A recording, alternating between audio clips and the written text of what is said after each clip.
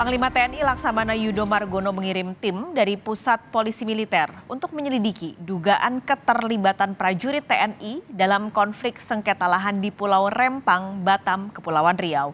Yudo menegaskan TNI hanya bertugas membackup polisi dalam proses pengamanan di Pulau Rempang.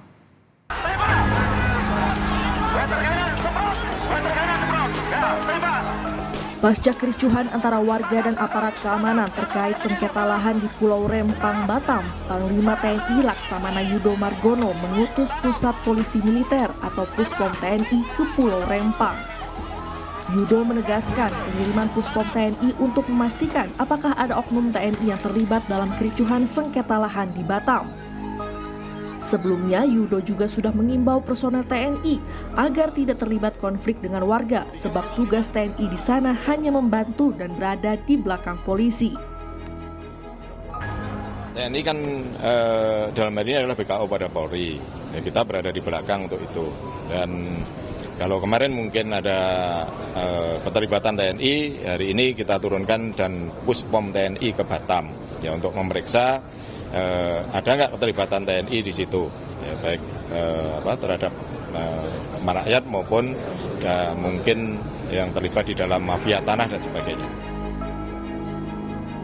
Sementara itu, warga kampung Tanjung Banon, Pulau Rempang, Kecamatan Galang yang terdampak pengembangan mega proyek Rempang Eco City menolak relokasi dan pengosongan di Pulau Rempang. Warga memilih mengurangi aktivitasnya pergi ke laut guna mengantisipasi kedatangan petugas demi mempertahankan kampung. Pembangunan proyek pemerintah ini kan kalau dia nggak mengganggu merelokasi kampung, kita mungkin nggak merasa terganggu kalau untuk pembangunan kan. Cuman kalau kampung kita digusur, direlokasi, dipindahkan, kemana lagi kami mau kerja? Kan kalau kita di darat, kita memang hidupnya di laut, nggak akan bisa kita hidup di darat. Kita mulai dari nol lagi, kita nggak tahu tempat yang selalu kita kerja, nggak akan bisa. Boleh jadi kita mati kelaparan dulu. Untuk memindahkan warga Pulau Rempang, BP Batam telah menyiapkan lahan untuk relokasi. Di lokasi yang baru inilah tiap kepala keluarga akan mendapatkan rumah tipe 45 senilai 120 juta rupiah dengan luas tanah 500 meter persegi. Namun lahan relokasi tersebut belumlah siap. Untuk solusi sementara, setiap kepala keluarga akan dibekali uang untuk mengontrak rumah sebesar 1,2 juta rupiah serta biaya hidup yang disesuaikan dengan jumlah orang dalam satu keluarga hingga lokasi relokasi bisa ditempati. Menanggapi situasi yang terjadi di Pulau Rempang, Presiden Joko Widodo menilai adanya komunikasi yang belum berjalan dengan baik antara pihak-pihak yang terlibat. Sementara PBHI menyoroti masalah pembangunan Rempang Eco City tersebut belum memperhatikan hak asasi manusia. Komunikasi yang kurang baik. Saya kira kalau warga ajak bicara, diberikan solusi, karena di situ sebetulnya sudah ada kesepakatan bahwa warga akan diberi lahan 500 meter.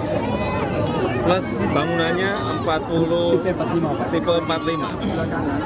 Tapi ini kurang dikomunikasikan dengan baik sehingga terjadi masalah. Tapi menurut saya nanti mungkin besok atau lusa Pak Menteri Bahlil akan ke sana akan memberikan penjelasan mengenai itu. Membuktikan bahwa pembangunan proyek strategis nasional masih jauh dari perspektif hak asasi manusia, di mana di dalamnya ada hak atas tanah, hak atas lingkungan, lalu ruang hidup masyarakat yang tidak pernah menjadi pertimbangan dan sekali lagi justru dihindari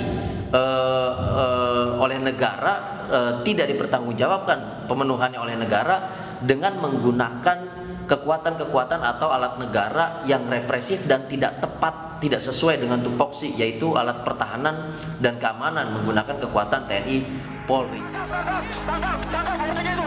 Sebelumnya, kericuhan mengiringi rencana pembangunan Rempang Eco City di Pulau Rempang, Batam, Kepulauan Riau. Masyarakat menolak adanya pembangunan kawasan industri, perdagangan, serta wisata terintegrasi di lahan yang mereka akui telah ditinggali secara turun-temurun. Sebanyak 43 orang ditangkap pasca kericuhan. Mereka diduga melakukan kekerasan terhadap aparat keamanan serta terlibat dalam pengerusakan kantor BP Batam. Tim Liputan Kompas TV. Perkembangan informasi pasca demo penolakan proyek Rempang Eco City. Kita terhubung dengan jurnalis Kompas TV Riki Rahmadoni dari Batam, Kepulauan Riau. Riki, sebenarnya sekarang sudah sejauh mana proses hukum terhadap puluhan orang yang ditangkap? Lalu apakah ada penambahan jumlah tersangka? Pascal, 34 orang pedemo yang ditetapkan tersangka ini saat ini masih ditahan di rutan Polresta Barelang. Nah, petugas penyidik saat ini masih melengkapi berkas P21 untuk akan segera diserahkan ke pihak kejaksaan. Untuk penambahan sendiri tersangka belum ada keterangan dari pihak kepolisian, Pascal. Kondisi sekarang, Riki, di kantor BP Batam suasananya seperti apa? Lalu bagaimana kondisi warga, lalu juga aparat keamanan yang ketika sempat ribut-ribut itu terluka? Ya Pascal, kondisi terkini di kantor BP Batam pasca kericuhan saat ini sudah kondisi aktivitas perkantoran sudah kembali normal dan telah dibuka untuk umumnya. Nah, fasilitas yang sempat rusak kemarin akibat kericuan ini sudah mulai dilakukan perbaikan seperti pagar, jendela, dan lainnya. Nah, sementara untuk korban waktu terjadi kericuan itu baik kepolisian maupun para warga sendiri saat ini sudah membaik. Nah, cepat dilakukan perawatan, pihak petugas sudah boleh dipulangkan kemarin, Pascal. Oke, ini kan karena sudah normal, tadi juga sudah mulai ada renovasi dan perbaikan yang rusak kemarin. Kalau pelayanannya sudah normalkah? Lalu apakah pengamanannya masih diperketat, Riki? Untuk pelayanan perkantoran di BP Batam ini, Pascal, sudah normal kembali ya, pada seperti biasanya, Pascal. Warga-warga sudah berdatangan untuk melakukan surat dokumen-dokumen pengurusan.